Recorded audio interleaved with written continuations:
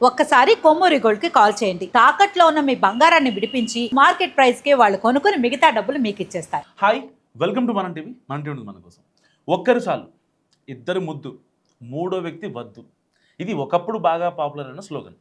మరి ఇప్పుడు ఇద్దరితో ఆపొద్దు, ముగ్గురుంటే ముద్దు, నలుగురైనా పర్లేదు అనేది లేటెస్ట్ ట్రెండ్.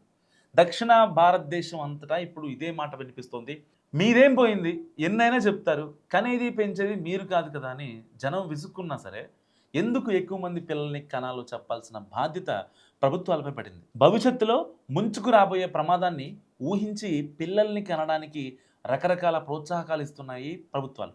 అసలు దీని వెనక ఉన్న పొలిటికల్ అండ్ ఎకనామిక్ క్యాల్కులేషన్స్ ఏంటి? ఒకప్పుడు జనాభాను నియంత్రించి కేంద్రంతో శబాష్ అనిపించుకున్న దక్షిణాది ఇప్పుడు అదే జనాభా కోసం తాపత్రయపడుతోంది.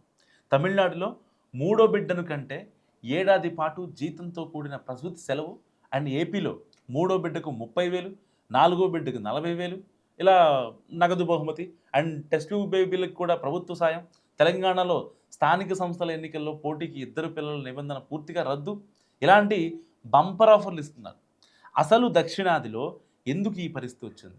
రాబోయే రోజుల్లో సౌత్ ఇండియా ముసలి వాళ్ళ ప్రాంతంగా మారబోతుందా? జనాభా రేటులో ఉత్తర భారతానికి దక్షిణ భారతానికి ఉన్న తేడా ఏంటి? సో భారతదేశంలో జనాభా పెరుగుదల అనేది ఒక సమస్య అయితే ఇప్పుడు దక్షిణాదికి జనాభా తగ్గిపోవడం ఒక పెను శాపంగా మారబోతుంది. కేంద్ర ప్రభుత్వ నివేదికలు చెప్తున్న చేదు నిజం ఇది. ఎవరో చెప్పేది కాదు, ఏ ప్రభుత్వం చెప్తుంది కాదు, అంటే రాజకీయ పార్టీలో ఇంకొకళ్ళు మీరో నేనో చెప్పేది కాదు, సెంట్రల్ గవర్నమెంట్ చెప్తున్నమాట. సో దక్షిణాది రాష్ట్రాలైన ఆంధ్రప్రదేశ్, తెలంగాణ, తమిళనాడు, కేరళ, కర్ణాటకలో జననాల రేటు ప్రమాదకరంగా పడిపోయింది. జనాభా స్థిరంగా ఉండాలంటే ఒక జంట సగటున 2.1 మంది పిల్లలకి జన్మనివ్వాలి, అంటే రేషియో ప్రకారం. అంటే ఇద్దరికంటే ఎక్కువ మందిని కనాలి. కానీ దక్షిణ భారతదేశంలోని రాష్ట్రాల్లో ఈ సగటు కేవలం 1.3 నుంచి 1.5 మధ్యకి పడిపోయింది. అంటే ఒకరిని కన్నాక రెండో కాన్పు అవసరమా అని దంపతులు చాలామంది ఆలోచిస్తున్నారు. ఇలా ఆలోచించడం వల్లే సౌత్ ఇండియాలో జననాల రేటు కంప్లీట్గా పడిపోయింది.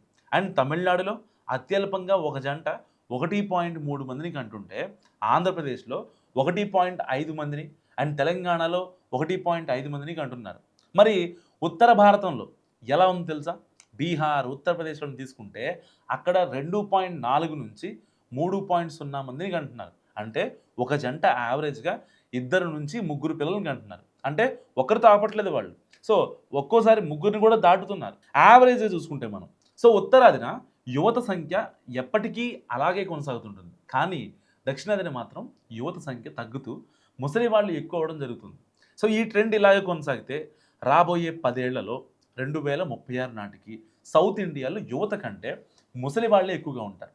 ఒక లెక్క చెప్పుకుందాం, 2036 నాటికి ప్రతి 100 మంది పిల్లలకు 100కు పైగా ముసలి వాళ్ళు ఉంటారు. సో సపోజ్ ఏపీలో ఒక వీధిలో ఏదైనా పండుగ జరుగుతుంది అనుకోండి, అందులో 100 మంది పిల్లలు ఉంటే అదే వేడుకలో 121 మంది వృద్ధులు కనిపిస్తారు. అండ్ తెలంగాణలో ప్రతి 100 మంది పిల్లలకు 106 మంది ముసలాళ్ళు కనిపిస్తారు. అండ్ కేరళ విషయానికి వస్తే 100 మంది పిల్లలకు 120 మంది వృద్ధులు ఉంటారు. అండ్ తమిళనాడు విషయానికి వస్తే 100 మంది పిల్లలకి ఏకంగా 134 మంది ముసలు ఉంటారు. అంటే భవిష్యత్తులో ఫ్యాక్టరీల్లో పనిచేయడానికి, ఐటీ కంపెనీల్లో ఉద్యోగాలు చేయడానికి యువత దొరకని పరిస్థితి ఏర్పడుతుంది. జపాన్, చైనా దేశాలు ప్రస్తుతం ఎదుర్కొంటున్న డెమోగ్రాఫిక్ క్రైసిస్ కావచ్చు, ఇప్పుడు దక్షిణాది ముంగిట్లోకి వచ్చేసింది. ఈ ప్రమాదాన్ని పసిగట్టే దక్షిణాది సీఎంలు రూటు మార్చారు. సో ఏపీ సీఎం చంద్రబాబు ఎక్కువ మంది పిల్లల్ని కనాలని పదే పదే చెప్తున్నారు. ఇటు తెలంగాణ ముఖ్యమంత్రి రేవంత్ రెడ్డి కూడా అదే చెప్తున్నారు. అండ్ తమిళనాడు ముఖ్యమంత్రి విజయ్ కూడా అదే చెప్తున్నారు. సో ఇలాంటి నేపథ్యంలో మరి మీరేమనుకుంటున్నారు? ముగ్గురు పిల్లల్ని కనమని మస్ట్గా చెప్తున్నారు కాబట్టి మీ ఒపీనియన్ ఏంటో కామెంట్ చేయండి. చూస్తూనే ఉండండి మనం టీవీ.